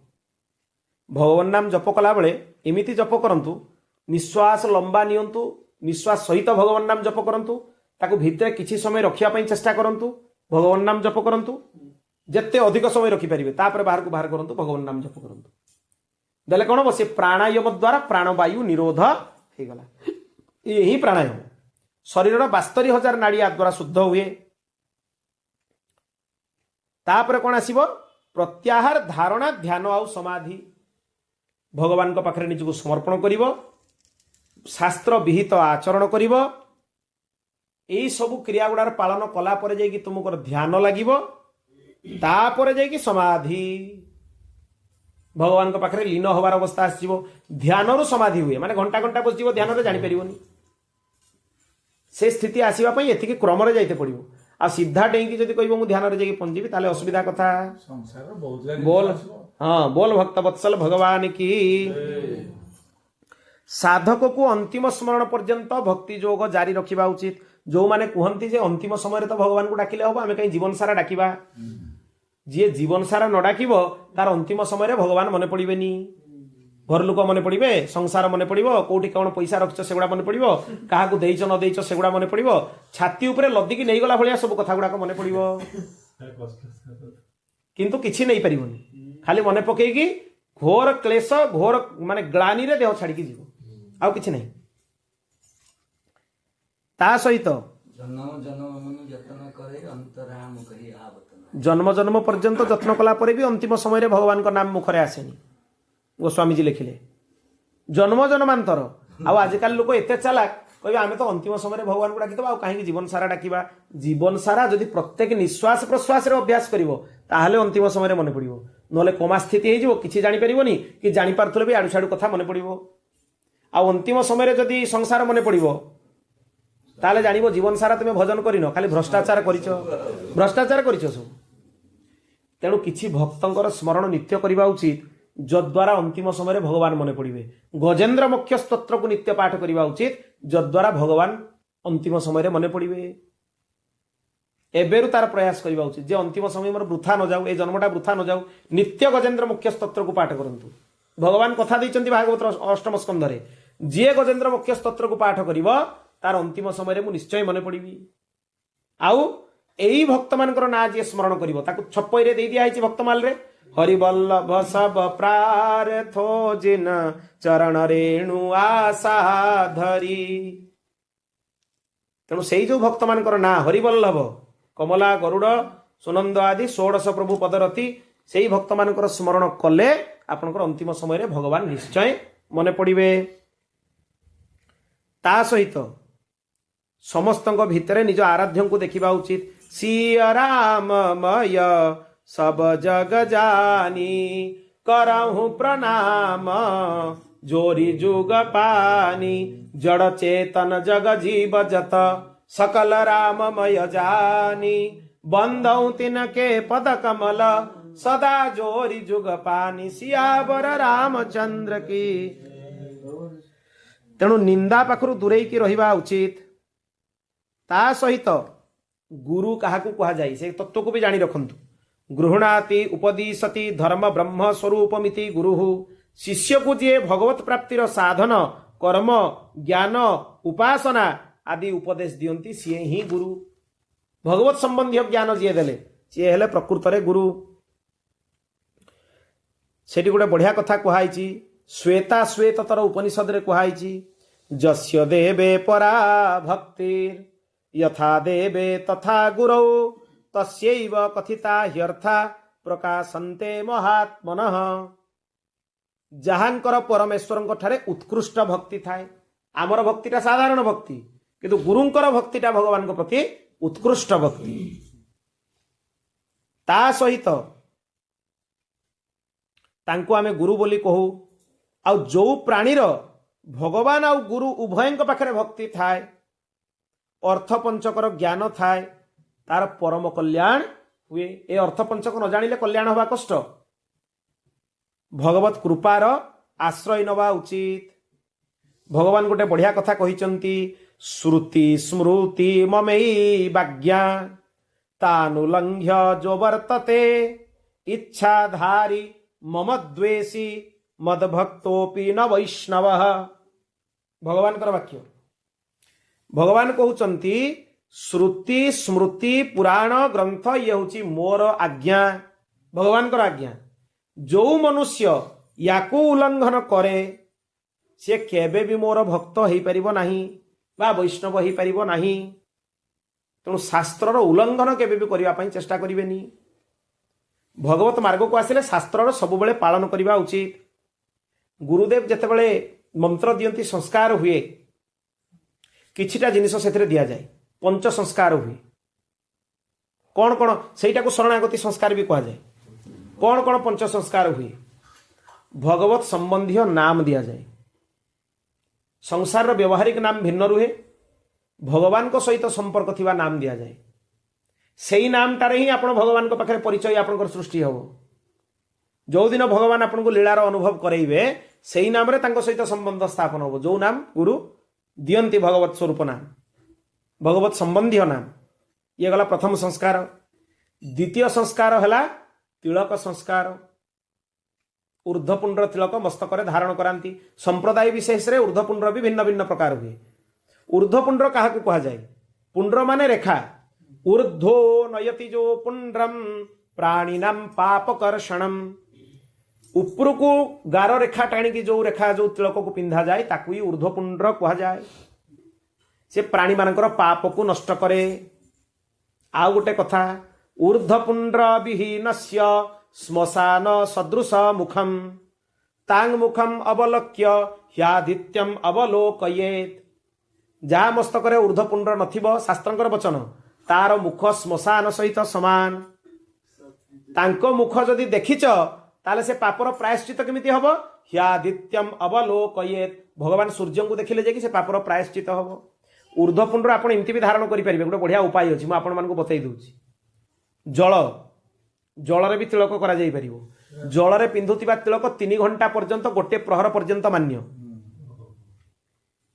आपण जल ऊर्ध्वपुंड तिलक पिंधि पारे 3 घंटा पर्यंत से मान्य तापर पुणी आप मन रखिए से अनुसार बारंबार पिंधे ता सहित ब्रजरजर व्यवहार करके तिलक करें देखा ब्रजरज गोपीचंदन इत्यादि व्यवहार करें किंतु सेथिरे टिके भी ग्लानि रखिबा उचित नुहे जे देखिले कौन सी प्रकार हानि हम आम भक्ति को दृष्टि लगी बिल्कुल नुहे केबे हबनी भगवान स्वरूप रे केबे भी ग्लानि रखिबेनी किंतु से स्थिति पहुंचीबा पर्यंत अंतत पक्षे से स्थिति को आसीबा दरकार प्रथम प्रथम समस्त ग्लानि आसे सांसारिक लोक जेते भी ग्लानि आसीबो तेणु से प्रकार स्थिति अंतत पक्षे बंचिबा पई जल रे तिलक करंतु ब्रजरजरे तिलक करंतु तुलसी मूलर मृत्तिकार भी तिलक कराई परिबो ताको भी पवित्र माना जाए यही सब जिनस तिलक करंतु किंतु तिलक करंतु मस्तक खाली न रहू कहीं जहाँ मस्तक ऊर्ध्वपुंड थी जमराज दूत मैंने आसिक दर्शन करके फेरीजे स्पर्श भी करें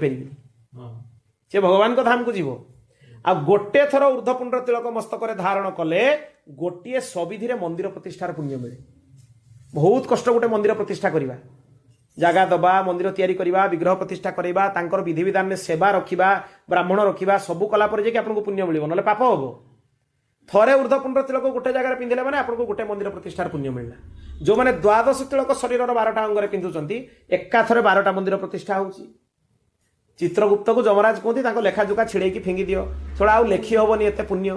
ଡେଲି 12ଟା ଲେଖା ମନ୍ଦିର ପ୍ରତିଷ୍ଠା 12ଟା ମନ୍ଦିର ଆଉ 3 ଥର ଯଦି ତ୍ରିକାଳ ସନ୍ଧ୍ୟାରେ ପିନ୍ଧିଲେ 36ଟା। ତେଣୁ ତାର ହିସାବ ନାହିଁ। ଭକ୍ତ ହରିଭକ୍ତ ମାନଙ୍କର ପୁଣ୍ୟ ଲେଖିବା ଲାଗି ବି ଖାତା ନାହିଁ। ତୁଳସୀ ମୂଳରେ ଯୋଉମାନେ ନିତ୍ୟ ଜଳ ଦିଅନ୍ତି, ସବୁଦିନ ମନେ ରଖନ୍ତୁ, ତୁଳସୀ ମୂଳରେ ଜଳ ନ ଦେଇକି କେବେ ବି ଅନ୍ନ ସ୍ପର୍ଶ କରିବେନି, ଖାଦ୍ୟ ଖାଇବେନି। ଏତିକି ସାଧାରଣ ନିୟମ ଗୁଡ଼ା ଆପଣଙ୍କୁ ବତେଇ ଦଉଛି। ଗୋଟେ ହେଲା ଭଗବତ ସମ୍ବନ୍ଧୀୟ ନାମ। ଯଦି ଗୁରୁଦେବ ବର୍ତ୍ତମାନ ଆଜିକାଲି ଆଉ ଗୁରୁଦେବ ବି ଦଉନାହାନ୍ତି ଭଗବତ ସମ୍ବନ୍ଧୀୟ ନାମ, ତାହେଲେ କେହି ବିଦ୍ୱାନ ମହାପୁରୁଷ ସନ୍ଥଙ୍କଠୁ ପଚାରିକି ବି ଆପଣ ଭଗବତ ସମ୍ବନ୍ଧୀୟ ନାମ ରଖିପାରିବେ। ଆଉ ଯାହାର ଭଗବତ ସମ୍ବନ୍ଧୀୟ ନାମ ଅଛି ତାକୁ ପରିବର୍ତ୍ତନ କରିବା ଦରକାର ନାହିଁ। ଭଗବାନଙ୍କ ନାମ ଭିତରେ ଗୋଟେ କୌଣସି ନାମ ହେଇଥିବା ଦରକାର। ଶିଷ୍ୟଙ୍କୁ ଦିଆଯାଏ ସେଇ ନାମଟା ଯଦି ନ ମିଳିଛି ବା ଗୁରୁଦେବ ବର୍ତ୍ତମାନ ଶିଷ୍ୟଙ୍କ ସଂଖ୍ୟା ହଜାର ହଜାର, ତେଣୁ ସଦ୍ଗୁରୁଦେବ ଭଗବାନଙ୍କୁ ଆଉ ଏଇ ସମୟରେ ବର୍ତ୍ତମାନ ନାମକରଣ କରିବା ବି ସମ୍ଭବ ନୁହେଁ। ତେଣୁ ଭଗବାନଙ୍କର ସମ୍ବନ୍ଧୀୟ ନାମ କୌଣସି ବିଦ୍ୱାନ ମହାପୁରୁଷଙ୍କଠୁ ପଚାରିକି ବି ରଖିପାରିବେ, ବା ଯଦି ଭଗବତ ସମ୍ବନ୍ଧୀୟ ନାମ ଅଛି ତାହେଲେ ଆଉ ପରିବର୍ତ୍ତନ କରିବାର ଆବଶ୍ୟକ ନାହିଁ, ଖାଲି ଦାସ ଶବ୍ଦ ଲଗେଇ ଦିଅ ତା ସହିତ। ଯେମିତି ମୁଁ ଉଦାହରଣ ଦଉଛି ସାରଙ୍କର, ତାଙ୍କର ଭଗବାନଙ୍କ ନାମ ହିଁ ଅଛି, ପରିବର୍ତ୍ତନର ଆବଶ୍ୟକତା ନାହିଁ। ବଳରାମ ଭଗବାନଙ୍କର ଭ୍ରାତା, ଶ୍ରୀ ବଳରାମ ଦାସ। ଆଜି ପାଖରୁ ମାନ ନେବା ଉଚିତ ଯେ ମୁଁ ହଉଛି ଭଗବାନଙ୍କର ଦାସ, ଆଉ ତାର ପରିବର୍ତ୍ତନର ଆବଶ୍ୟକତା ନାହିଁ। ତେଣୁ ଇଏ ହେଇଗଲା ନାମ ସଂସ୍କାର। ତାପରେ ଆସିଗଲା ତିଳକ ସଂସ୍କାର, ତାପରେ ଆସିବ କଣ କଣ୍ଠି ସଂସ୍କାର, ତୃତୀୟରେ ତୁଳସୀ ମାଳା ସଂସ୍କାର। ତୁଳସୀ ମାଳା ଯଦି କଣ୍ଠରେ ନଥିବ ତାହେଲେ କଣ ଅପରାଧ ଲାଗେ, ଆଉ ତୁଳସୀ ମାଳା ଧାରଣ କଲେ କଣ ପୁଣ୍ୟ ହୁଏ ଏଟା ଜାଣିବା ଦରକାର। ଏଟା 3 ନମ୍ବର ସଂସ୍କାର। ଯତ୍କଣ୍ଠେ ତୁଳସୀ ନାସ୍ତି ତେ ନରା ମୂଢ ମାନବା, ସ୍କନ୍ଦ ପୁରାଣର ଶ୍ଲୋକ। ଅନ୍ନମ ବିଷ୍ଠା ଜଳମ ମୂତ୍ରମ ପୀୟୁଷମ ରୁଧିରମ ତଥା। ଯାହା କଣ୍ଠରେ ତୁଳସୀ ନାହିଁ ତାଙ୍କୁ ମୂଢ ବୋଲି ଧରାଯାଏ। ତାଙ୍କର ଅପରାଧ କଣ ସେଇ ବି ଶୁଣି ରଖନ୍ତୁ ଧ୍ୟାନ ଦେଇକି। ସିଏ ଯଦି ବିନା ତୁଳସୀରେ ଅନ୍ନକୁ ସ୍ପର୍ଶ କରିବେ ସେ ଅନ୍ନ ଗୁଡା ବିଷ୍ଠା ତୁଲ୍ୟ ହେଇଯାଏ, ଫିଙ୍ଗିଦବା ତୁଲ୍ୟ। ଜଳ ଗୁଡାକ ମୂତ୍ର ତୁଲ୍ୟ ହେଇଯାଏ। ଆଉ ଅମୃତ ବି ଯଦି ଯାଇକି ବିନା ତୁଳସୀରେ ଛୁଇଁଦେବେ ପୀୟୁଷମ ରୁଧିରମ ତଥା, ମାନେ ରକ୍ତ ସହିତ ସମାନ ହେଇଯାଏ। ଆଉ ବିନା ତୁଳସୀ ମାଳାରେ ଯଦି ଭଗବତ ବିଗ୍ରହକୁ ସ୍ପର୍ଶ କରିବେ ବିଗ୍ରହ ଖଣ୍ଡନର ଅପରାଧ ଲାଗେ, ଭାଙ୍ଗିଦେବାର ଅପରାଧ ଲାଗେ। ଏକଥା ବି ଜାଣି ରଖନ୍ତୁ। ତୁଳସୀ ନ ପଡ଼ିଲେ ଭଗବତ ସେବାର ଆପଣ ଅଧିକାରୀ ନୁହେଁ। ଯେମିତି ଭୋଗଟେ ଆପଣ ଭଗବାନଙ୍କୁ ଦଉଛନ୍ତି, ତୁଳସୀ ପତ୍ରଟେ ପଡ଼ିଲେ ଯାଇକି ଭଗବାନ ଗ୍ରହଣ କରିବେ, ନହେଲେ ଆପଣ ଯେତେ ବ୍ୟଞ୍ଜନ ବନାନ୍ତୁ ଭଗବାନ ଗ୍ରହଣ କରିବେନି। ସେଇଭଳି ତୁଳସୀ କଣ୍ଠରେ ପଡ଼ିଲା ମାନେ ଆପଣ ଜାଣିବେ ଯେ ଆପଣଙ୍କର ପ୍ରସାଦ ହେଇଗଲା। ସଦ୍ଗୁରୁଦେବ ଆପଣଙ୍କୁ ଭଗବାନଙ୍କ ଚରଣରେ ସମର୍ପଣ କରିଦେଲେ, ଆପଣଙ୍କର ପ୍ରସାଦ ହେଇଗଲା, ଆପଣ ନିଜେ ପ୍ରସାଦ ହେଇଗଲେ, ଭଗବତ ପ୍ରସାଦ ହେଇଗଲେ। ଆଉ ଯୋଉ ସମୟରେ ସ୍ନାନ ସମୟରେ ଯଦି କଣ୍ଠରେ ତୁଳସୀ ରୁହେ, କିନ୍ତୁ ସ୍ନାନ ସମୟରେ ତୁଳସୀକୁ ଝୁଲେଇକି ପିନ୍ଧା ଯାଏନି। ଯଦି ପିନ୍ଧିବେ ତା କଣ୍ଠରେ ଗୁଡ଼େଇ ଦେଇକି ପିନ୍ଧିବେ, ନହେଲେ ଏମିତି କରିଦେବେ ଯେମିତି ଦୃଶ୍ୟମାନ ହବନି। କଣ୍ଠରେ ଯଦି ତୁଳସୀ ସ୍ନାନ ସମୟରେ ରହିବ ତାହେଲେ କଣ ହବ ନା ତାକୁ ସ୍ପର୍ଶ କରିକି ଯୋଉ ଜଳ ଶରୀରକୁ ଆସିବ ତୀର୍ଥ ସ୍ନାନର ଫଳ ମିଳେ, ନିତ୍ୟ ତୀର୍ଥ ସ୍ନାନର ଫଳ ମିଳେ, ନିତ୍ୟ ଗଙ୍ଗା ସ୍ନାନର ଫଳ ମିଳେ। ଏତେ ଅଦ୍ଭୁତ ମହିମା। ଆଉ ତୁଳସୀ କଣ୍ଠରେ ଯାହାର ଥିବ ମୃତ୍ୟୁ ତାର ଉପନୀତ ହେଲେ ବି ଯମଦୂତ ମାନେ ତାକୁ ସ୍ପର୍ଶ କରିପାରିବେନି। ତେଣୁ ଶୋଇଲା ବେଳେ କେବେ ତୁଳସୀ ମାଳା ଗଳାରୁ ଖୋଲିତେ ମନା କରାଯାଏ। କାହାର ଜଣା ଅଛି ଶୋଇବା ସମୟରେ ମୃତ୍ୟୁ ନ ଆସିବ ବୋଲି?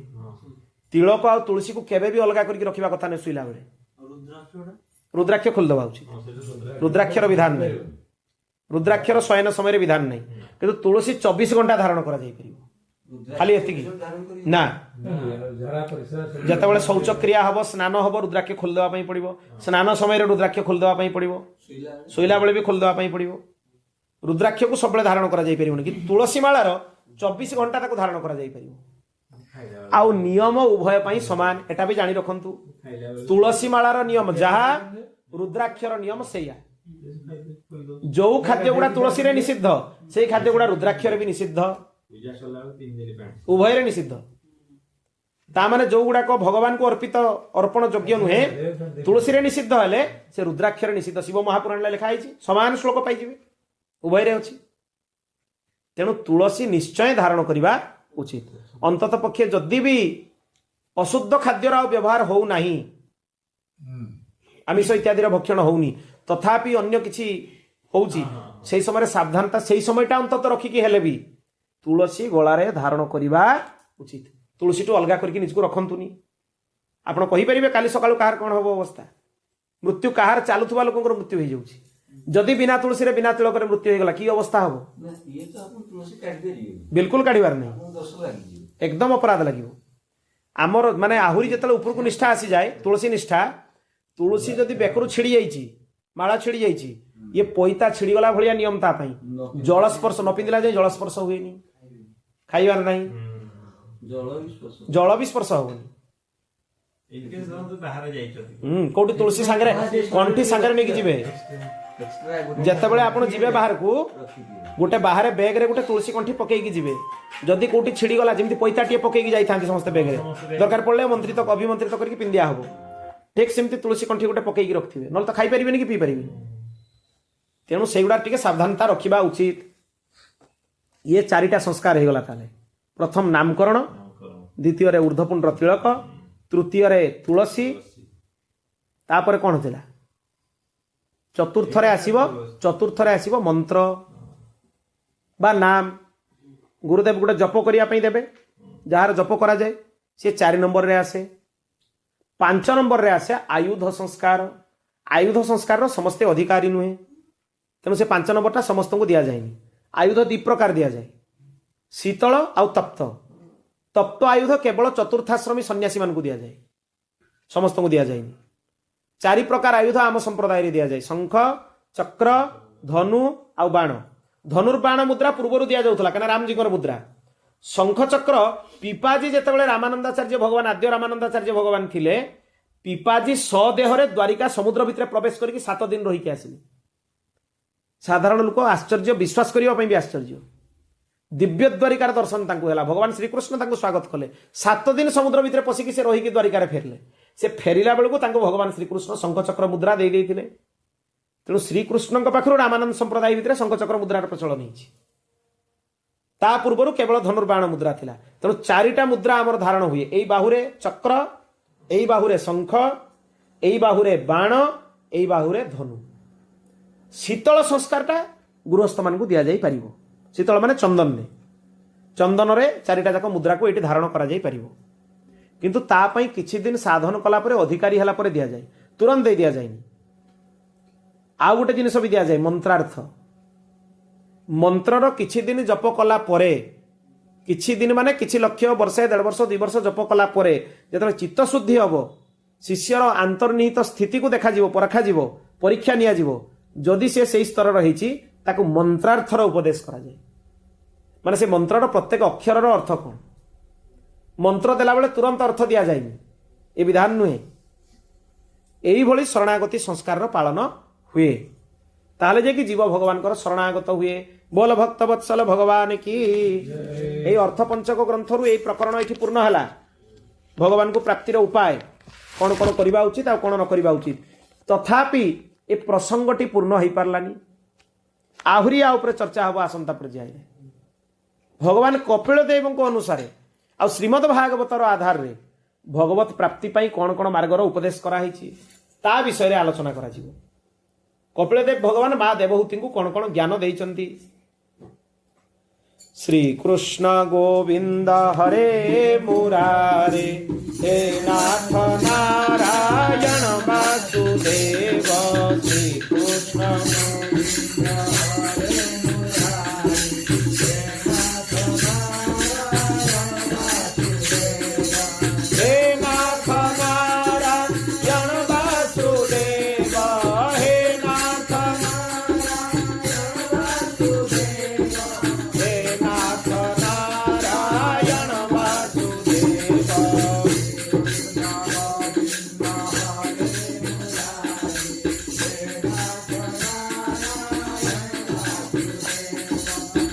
Krishna Govinda Hare Murari.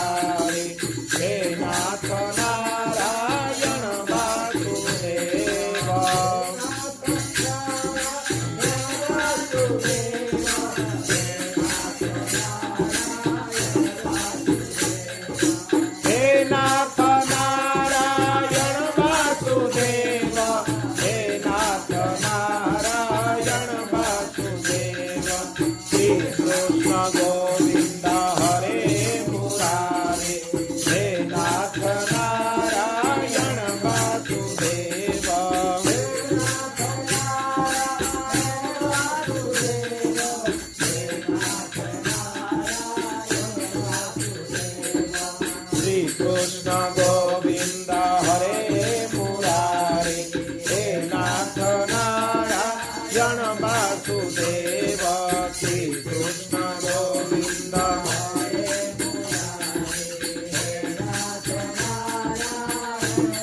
बोल भक्त वत्सल भगवान की श्री कृष्णचंद्र भगवान की श्री सद्गुरुदेव भगवान की ओम पूर्णमदः पूर्णमिदं पूर्णात् पूर्णमुदच्यते पूर्णस्य पूर्णमादाय पूर्णमेवावशिष्यते हरि ओम शांति शांति शांति।